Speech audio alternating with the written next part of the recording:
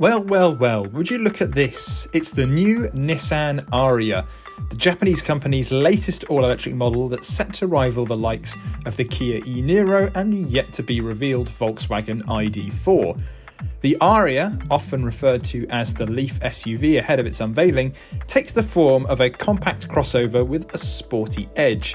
The SUV gets a sleek roofline that slopes downwards towards the rear, and the interior will make you feel as though you're in something that's a little bit more exciting than other humdrum crossovers. But there's much more to the Ariya than meets the eye, so here are 5 things you need to know about the electric SUV. Before we get onto our list, remember to like this video and subscribe to the channel. We actually saw the Nissan Ariya back in October at the Tokyo Motor Show in concept form. It was bold, stylish, and, just like most concept cars, looked as though it would be watered down considerably ahead of the production car's reveal.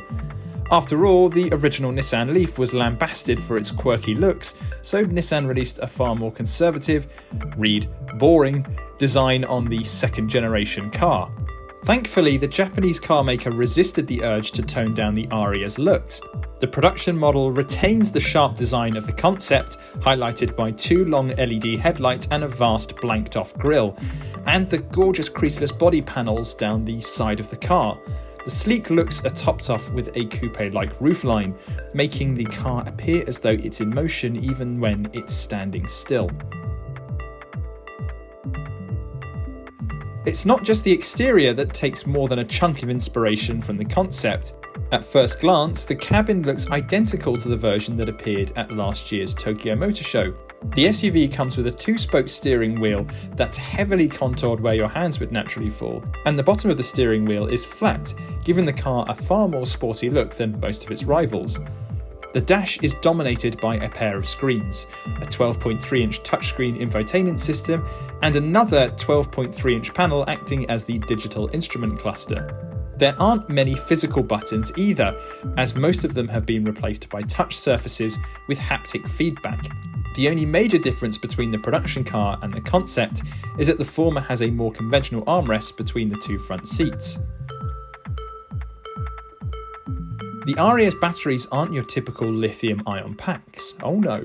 The electric SUV uses liquid-cooled batteries, as opposed to a more conventional air-cooled system, which should help maximise the battery capacity and range, while also speeding up charging times. In fact, the technology allegedly allows drivers to add 175 miles worth of range in 30 minutes.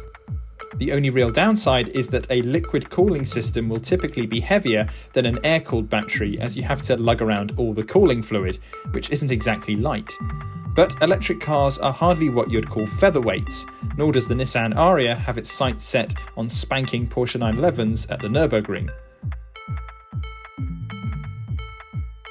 Nissan will offer 5 versions of the Ariya in the UK.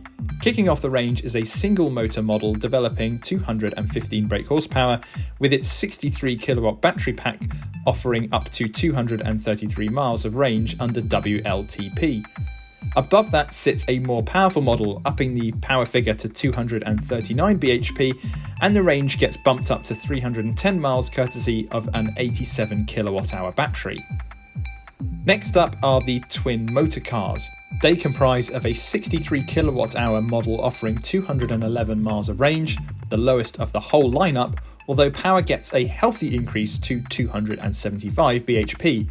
After that is an 87 kilowatt hour model with 285 miles of range and 302 bhp.